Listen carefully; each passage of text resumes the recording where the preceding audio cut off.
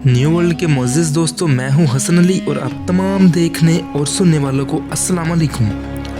नाज़रीन गिरामी, आज का हमारा मौज़ूअ सुकन है हमारा प्यारा मुल्क पाकिस्तान कैसे बना। 1600 ईस्वी में लंदन के चंद ताजरों ने ईस्ट इंडिया कंपनी बनाई और मलका एलिज़ाबेथ से इजाज़त लेके बरसगीर में तजारत शुरू कर दी।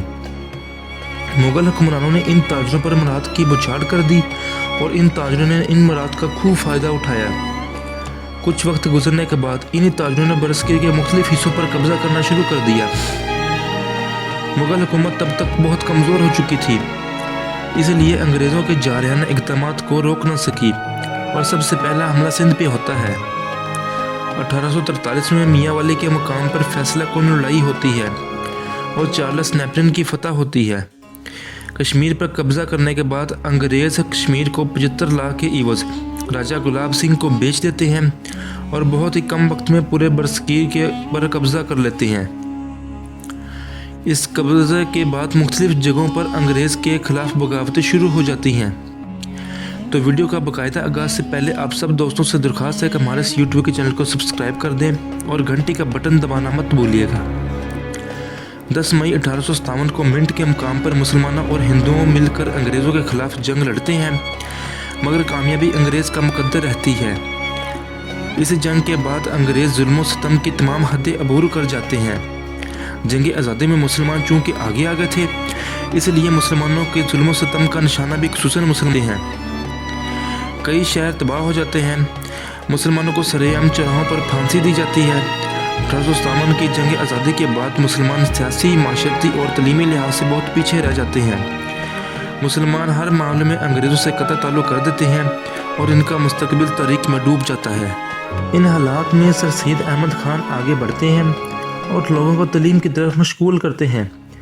सर सैयद अहमद ख़ान ने बहुत से तलीमी अदारों की बुनियाद रखी, मगर अलीगढ़ कॉलेज इनकी नुमायाँ कामयाबी थी, जो बाद में अलीगढ़ यूनिवर्सिटी बना।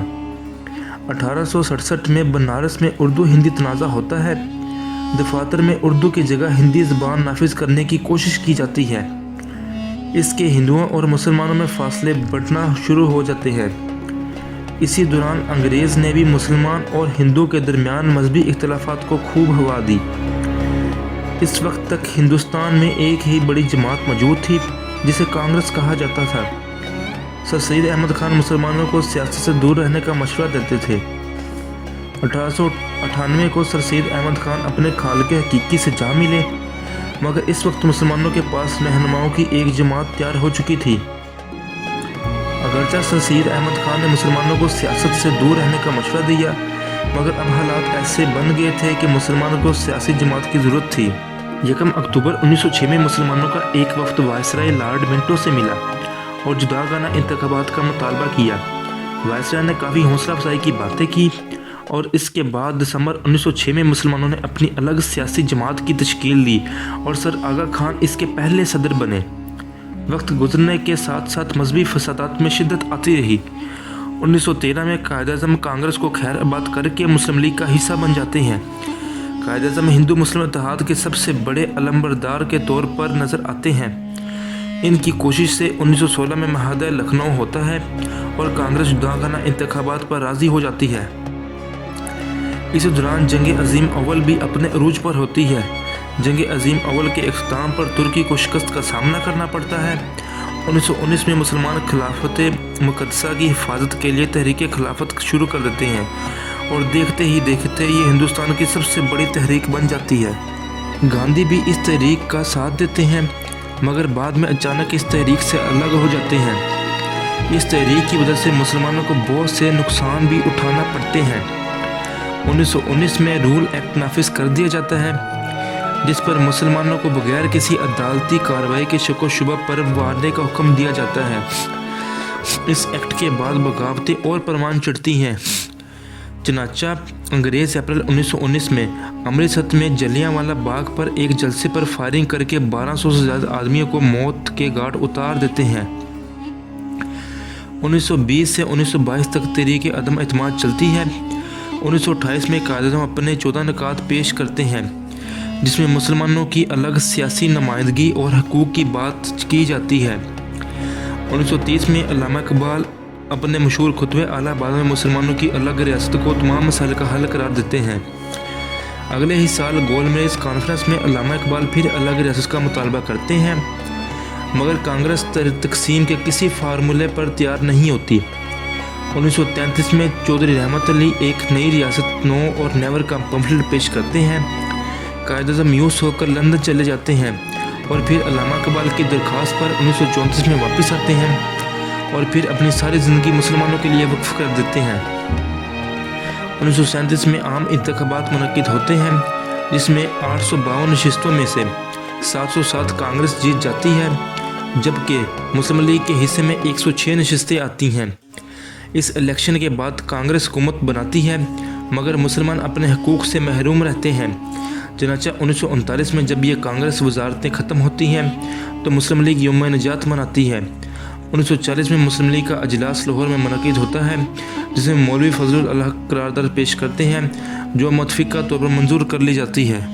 इस अजलास में कायद-ए-आज़म अपने खुतबा सदारत में कहते हैं, 500 साल से साथ रहने के बावजूद हिंदू और मुसलमान कभी इकट्ठे नहीं हो सके। हिंदू और मुसलमान दो अलग अलग कौमें हैं, यहीं से दो कौमी नज़रिया की बुनियाद पड़ती है।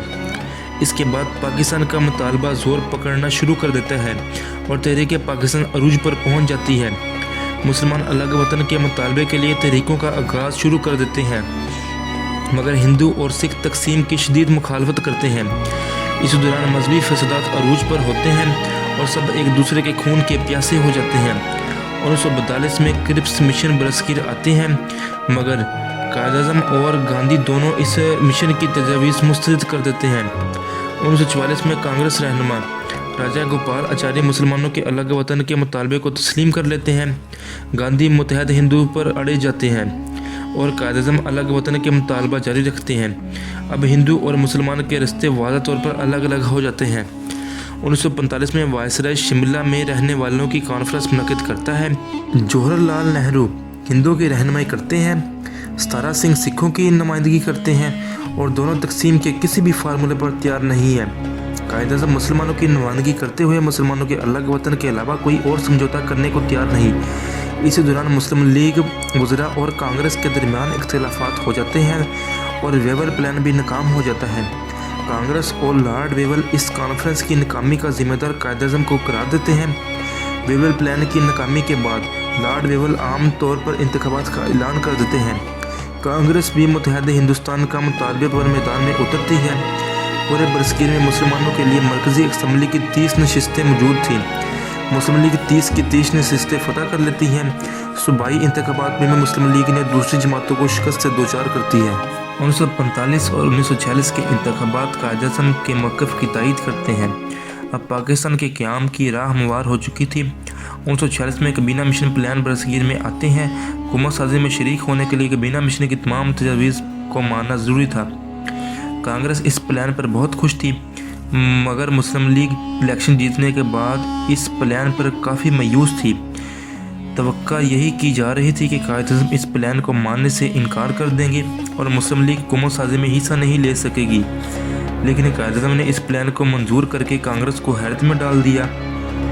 अब कांग्रेस ने आधा प्लान तस्लीम किया, हालांकि अबूरी हुकूमत में आने के लिए प्लान को मुकम्मल तस्लीम करना ज़रूरी था। कायद-ए-आज़म के मुतालबे के बावजूद हुकूमत बरतानिया ने प्लान नाफिज करने से इनकार कर दिया। मुस्लिम लीग इससे बहुत मायूस हुई और 16 अगस्त 1946 में मुस्लिम लीग ने यौम रास्त इक़दाम का ऐलान किया। जगह जगह मुजाहरे हुए। मुस्लिम लीग ने अंग्रेज़ों के दिए हुए खुतबात वापस कर दिए। लॉर्ड वेवल जब बरसगीर का सियासी हल निकालने में जब नाकाम हुए तो हुकूमत बरतानिया ने लॉर्ड माउंटबेटन को बरसगीर का वायसराय बना दिया।